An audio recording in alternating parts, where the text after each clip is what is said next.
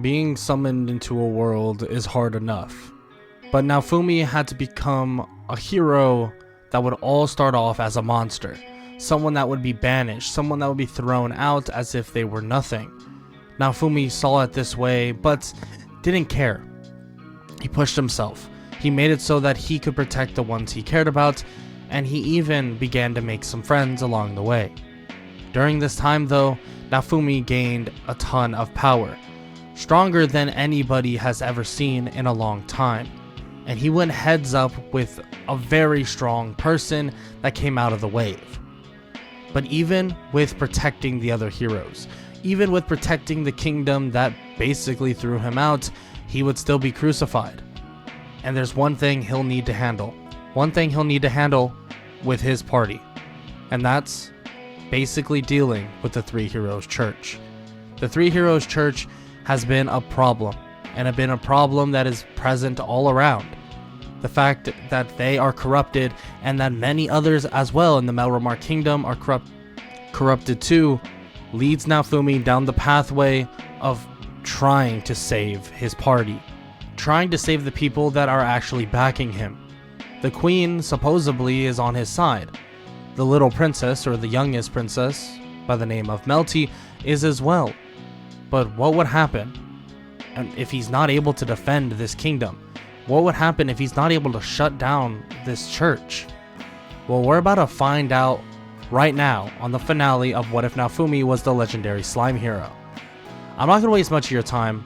I'm Golden Falls, Golden What If, whatever you want to call me, and I'm back, and I hope y'all enjoy this finale, and if you do, make sure to leave a like, sub, and comment down below. And now I'm not going to waste any more of your time, and let's get right into the What If. Let's get it. Naofumi leaves with his party, but has an emblem in hand, believing that he needs to actually find this Three Heroes Church and go in more in depth. When he approaches the church in general, he's not able to actually enter and can't get any words spoken to the Pope, so he decides not to really meddle much with that, but maybe they're grouped up somewhere else. So he begins to head off in a certain direction, trying to find out any information they can about the Three Heroes Church. But while they're leaving, they're actually approached. They're approached by Melty.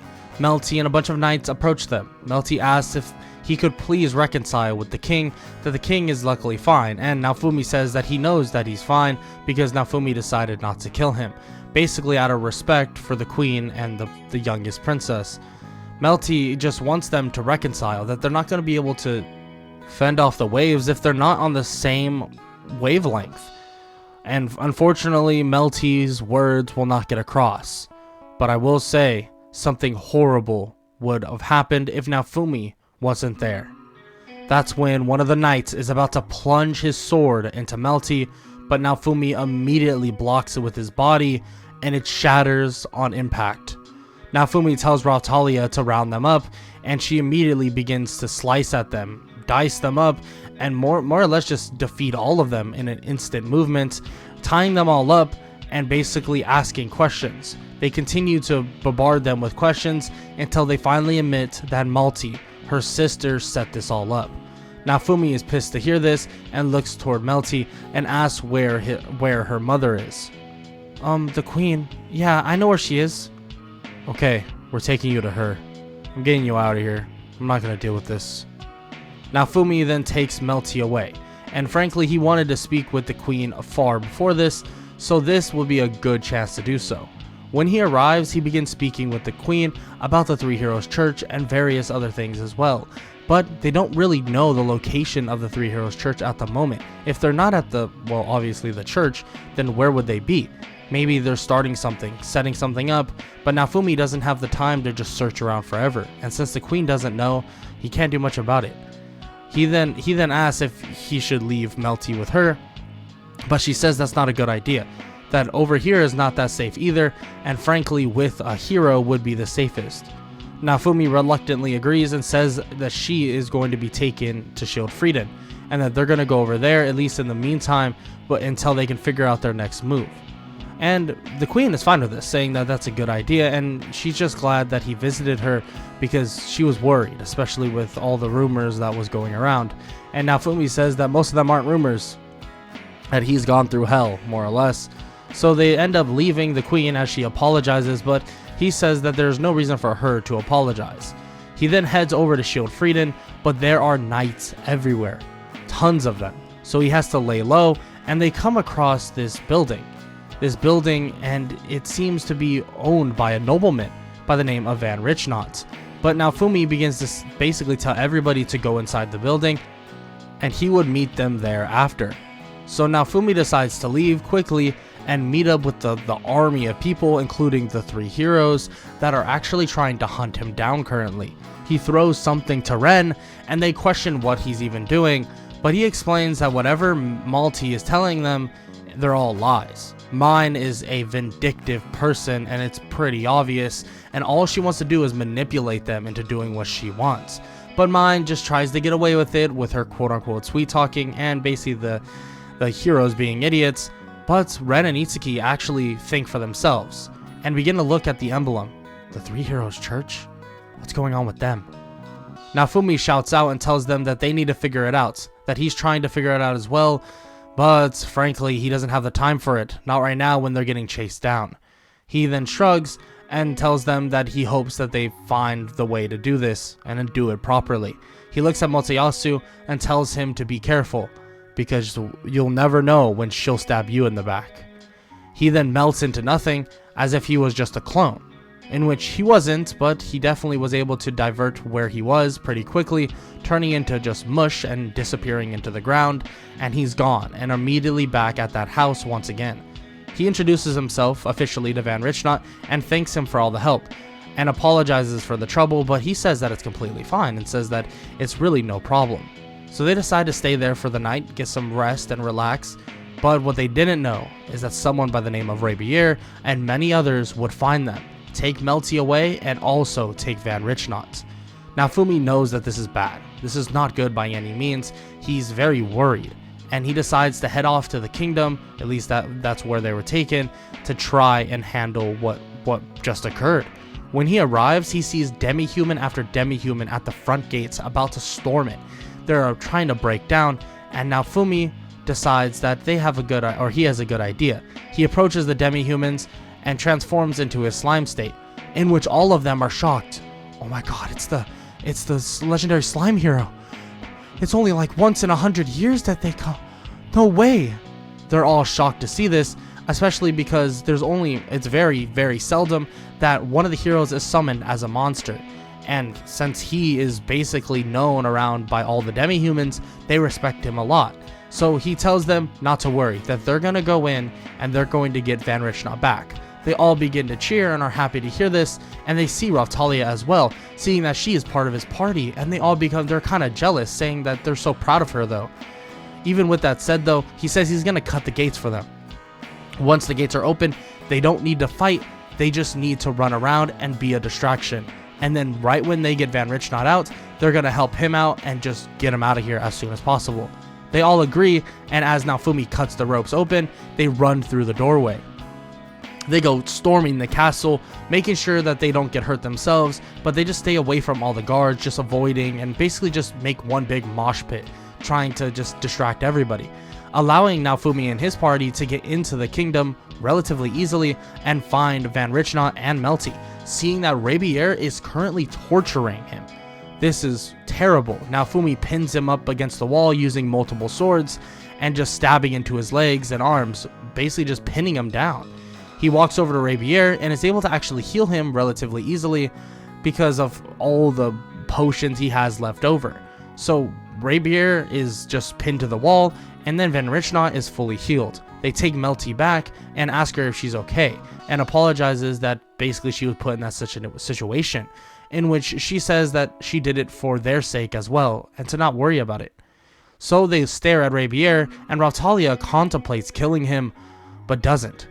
She just knocks him out, and also Bailey just makes sure that he gets a taste of his own medicine and begins electrocuting him with her lightning bolts, and eventually leading to him being put basically into a comatose state, out cold entirely. So they just leave him there, tie him up, make sure he can't do anything stupid, and they leave as well, taking Van Richnott, and all the demi-humans carry him off and make sure that he's okay. getting out of the kingdom as soon as possible and getting themselves to safety as well. Naofumi and his party then begin to leave, luckily not having to deal with anything else in terms of backlash and monsters and stuff like that, hoping that he'll soon hear from Ren and Itsuki about some updates about the Three Heroes Church. The problem is they haven't heard any updates, and frankly there's really no way they're going to get updates from them as well. They begin to head off, and they actually begin to hear voices, an odd voice, and even Bailey begins to point it out as they head towards this giant lake. A giant lake then reveals a small little woman.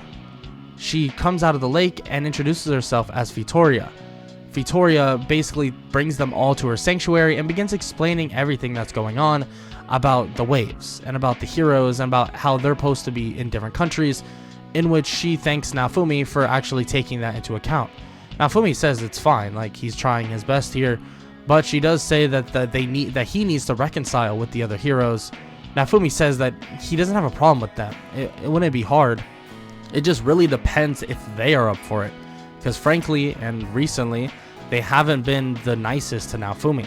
Vittoria realizes this and nods and basically tells them that if they are able to do such a thing and more or less bond them all together once again, she'll grant them with even more power.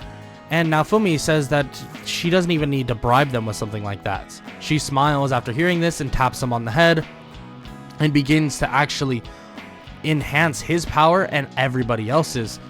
He looks odd. What's even happening? She explains that since he's a monster, she can actually raise his power as well. Hero or not a hero, monsters have a special connection with her. So she begins to raise all of their powers, and Raphtalia as well, because she is like demi-human, so part human. So she's able to actually raise all of their strengths and ask them to please reconcile with the other heroes and take on whatever waves that are coming to this world. Naofumi nods and says that if she can, take him to the nearest person in the morning, and he'll go off immediately and he'll begin to speak with them. And she says that's completely fine. As they rest up for the night, they're teleported in the morning to the nearest hero. But that nearest hero is Motoyasu, and of course mine is there as well, leading to a dispute, an argument, and also eventually a fight. The fight's very lopsided. Even Raphtalia can kind of wipe the floor with a lot of them with the boost that both of them have. It's not even close. Naofumi just easily wipes the floor with the rest as well, including Motoyasu, who's insistent on fighting Naofumi, and it's relatively easy in general. But this is not what they're here for, and he explains it quickly and begins to talk about it, but just as they begin speaking about it, they all begin to sense something above them. Naofumi turns into a slime form and begins to cover all of them, just basically like a giant shield, and they begin to say that, oh, what is he trying to do, kill them? He's trying to eat them, but that's not true. Naofumi's actually protecting them. Just as he's doing this though, a giant beam of light comes down, striking on top of Naofumi, but he's able to mitigate basically all of the damage, but the giant explosion just poofs into dust, making it so much like this big, huge dust cloud. Naofumi then unveils once again and turns back into his human form and brushes off the dust, and even remarks that it did kind of hurt. Nothing too bad, but it was a strong blast, so he's curious at what even caused that. But just as he says this, the Pope reveals himself. With the other two heroes dead, there is no escape. 2 down, 2 more to go, and this should be easy enough. We just gotta kill you, the incompetent one, and the other one who's just a freak. Now you will feel the holy wrath of God himself. Naofumi looks in complete shock, but then realizes what that weapon is. The replica weapon. It seems to be made up of all 4 of the heroes' weapons, at least the ones that would originally be summoned. Naofumi immediately pulls out a blade, and it begins to lengthen in size. He then stretches it out toward the Pope and tells him that he's going to regret killing the other 2 heroes. He charges in and slices at the Pope, but the barrier comes up and blocks it. But the only problem is the barrier begins to crack. Naofumi's power begins to overwhelm him slowly but surely. Even with mass amounts of numbers, Naofumi knows what to do. He begins to smile and thinks that this barrier is going to backfire on him extremely bad. Naofumi backs up and begins to mock him, saying that it seems like God's holy powers aren't protecting him well enough. He looks to his left as Ren and Itsuki, who are still alive, blast at the Pope's shield and then back up toward the other heroes. Naofumi explains that he has a plan. He needs to get in really close, but he has to be in his slime form so he won't be able to fight. And Ren says that's fine, that he can have one of his party members take him over there and get him close enough while they distract. He basically nods, and Naofumi says that he's glad to have them back. Ren grips his sword tightly, and then Itsuki gets ready to blast him with his bow. The Pope begins to mock them, saying they have no chance anyways, as he begins to make a cathedral appear around all of them. Naofumi, changing back into his slime form, is picked up by Raphtalia, and then she hops on Bailey. Bailey begins to ride around, dodging blast after blast, while the other heroes try to distract the Pope. But right when a dust cloud is appearing all above them, Raphtalia and Bailey jump forward, slicing, for one, her light sword right at the barrier, and then blasting a laser or a lightning attack from Bailey right at the barrier as well, and immediately throws Slime, or Naofumi, on top of the Pope. Now with him on the Pope, or at least on the barrier, he begins to spread out, devouring the Pope slowly but surely, and the barrier seemingly is starting to crack. It's seemingly to erode away. He's not so sure how this is even possible, but it's possible. Believe it. Okay, I shouldn't have done that. My bad. So it begins to just cover the barrier, and slowly but surely Naofumi is actually able to cover the Pope entirely, and the barrier finally drops, and you can just hear the screams of the Pope as he slowly but surely gets devoured even with the replica weapon. He's completely gone, and the cathedral begins to fall. After the complete absorption of the king, the weapon, and the barrier technically, Naofumi sees that his levels have shot up like crazy. He's kind of shocked to see this because he didn't know that's exactly how it worked, but he kind of just shrugs and takes the plot convenience, I guess. Naofumi then looks around to see that the queen has finally arrived with reinforcements, and she begins to explain to them that they captured all of the followers of the Three Heroes Church. They take them all back to the kingdom, imprison the people that were captured, and begin their process of changing the Three Heroes Church religion. During this time though, Mine and the king are put on trial.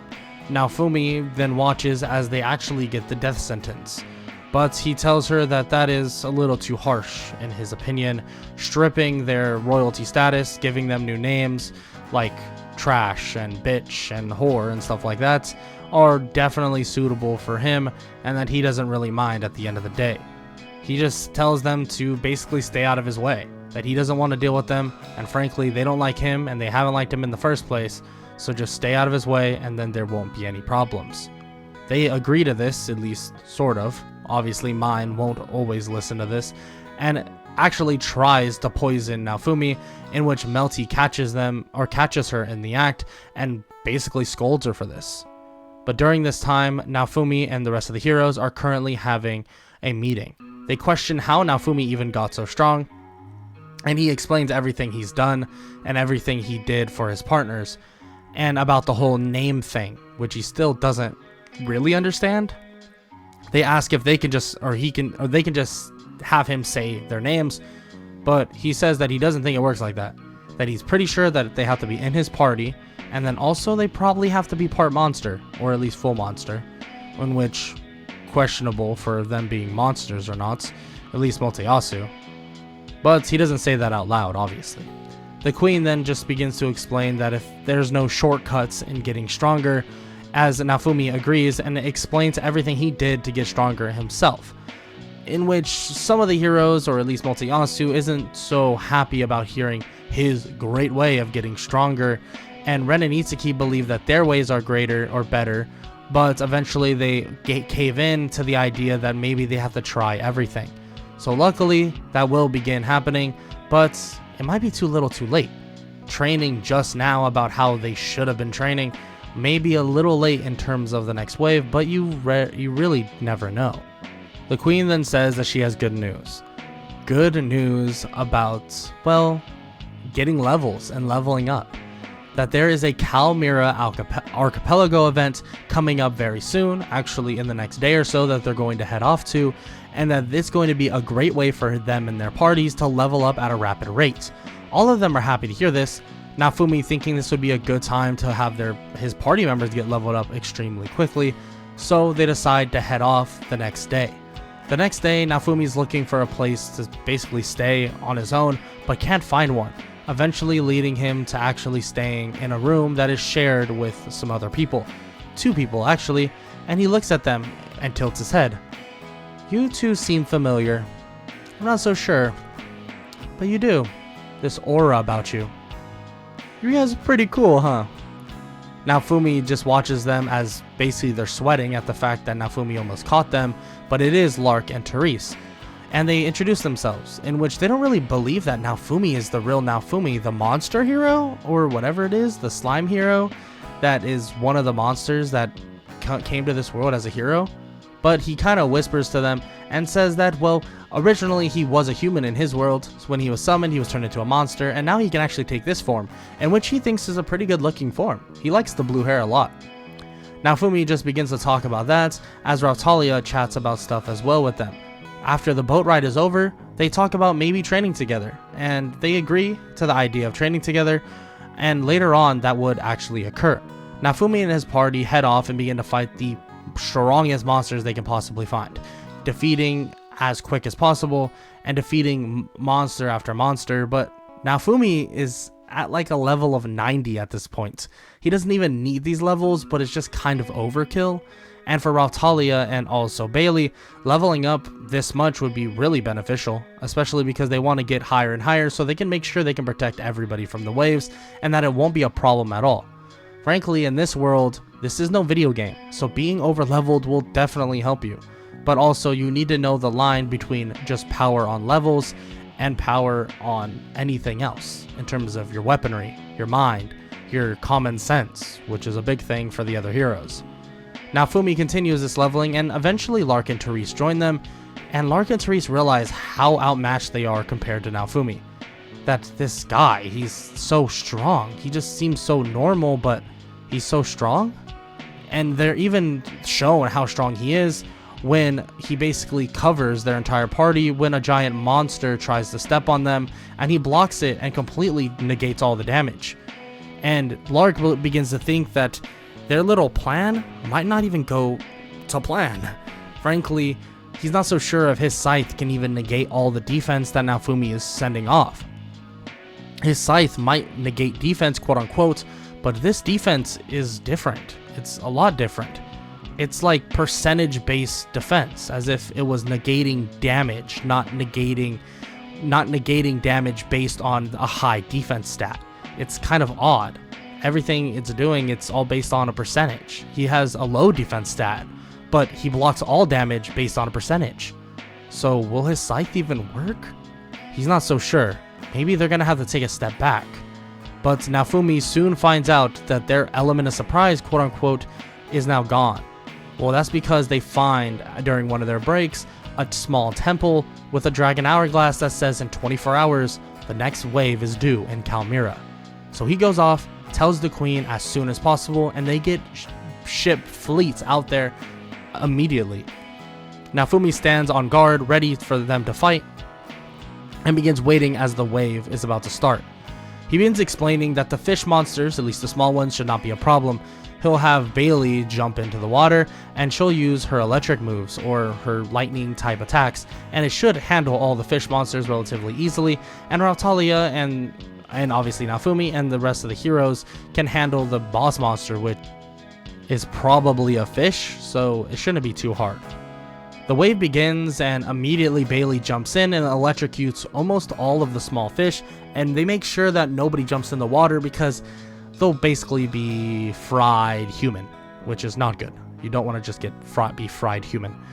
And they immediately kill the boss monster as well. It's pretty easy. Naofumi just sends a bunch of swords at it as Raphtalia cleans it up as well, and so does Bailey. Bailey just shoots a lightning bolt at it, and it's practically over. They're so over leveled compared to this wave, but like he thought, and like his suspicion told him, here comes the other two people that are part of this wave, just like Glass. He meets them on top of the dead fish, and even questions where Glass is right now. Where is your other buddy? I mean, she was pretty strong. She said she had a plan, or at least she thought she had a plan. I assumed so. I assume you're the plan, Mr. Scythe guy, and also you, Gem female. But seriously, why do you want to fight? There's no real reason to do this, right? They explain again that their world is at stake, but Naofumi says that all their worlds are at stake. So, really, is there truly a reason? They begin to say once again that their world is going to die if they don't die, but Naofumi says that they could find another way out. He can try to help them, and he's sure he'll be able to. And his power might be different in their world, which he assumes their power is different in his world as well, but they'll figure it out as well. They'll be able to handle all of this, he promises. And they're not so sure. They don't know what to tell him, but Glass comes out of nowhere and begins to blast at him, but he just swipes away all her blasts, saying that there is no way they can beat him. It's either you take the deal or you die. Naofumi looks at them again with a serious glare and tells them they have 5 seconds to answer, in which they do realize their idea, or his idea, and they do realize how strong he currently is, and they're not sure if they even want to test it, especially after what Lark learned, that his defense doesn't work the way he thought, and there is no exposing this man. Naofumi, the legendary slime hero, is just too powerful, at least way too powerful for them at this moment. So they say that they'll take his help, that they'll meet up once again after maybe a wave or so, but they're not so sure. Hopefully everything goes well, and maybe he can figure it out for themselves. But he'll be back to basically have Naofumi help them out. So Lark, Therese, and also Glass leave unscathed and decide to leave without really much more of a ruckus, as Naofumi sighs and smiles toward Raphtalia and Bailey, and they go back to their ships. But when they go back, they're kind of castrated by the other three heroes, saying that they could have killed them and then it would have been fine. But Naofumi says that just shouldn't be the way. Why would their world be saved and not all the others? That's just not right. Naofumi just leaves with his party, and the queen smiles after hearing this. Even though she's not associated with these other places, frankly they're completely different universes in a way, she does like the idea of a hero that is pure-hearted like Naofumi, but willing to make sacrifices and also do things for the greater good. So as a reward, Naofumi will be given the home village of Raphtalia. Raphtalia is happy to see this, and their rebuilding of that begins. Naofumi begins to rebuild, make demi-humans free once again, no more slaves, and they live in peace and harmony. That's at least until the next foe will return. The next foe will approach them, and it won't be Lark, Therese, and Glass. It'll be something else. Something else far more terrifying. Something that may even give trouble to a monster like Naofumi. Because what would give another monster some trouble? Another all-powerful monster. But that's for a story for another day. If you enjoyed What If Naofumi Was the Legendary Slime Hero, and I hope you did, make sure to leave a like, sub, comment down below. I hope all y'all have an amazing day. Later. I don't wanna waste what's left. And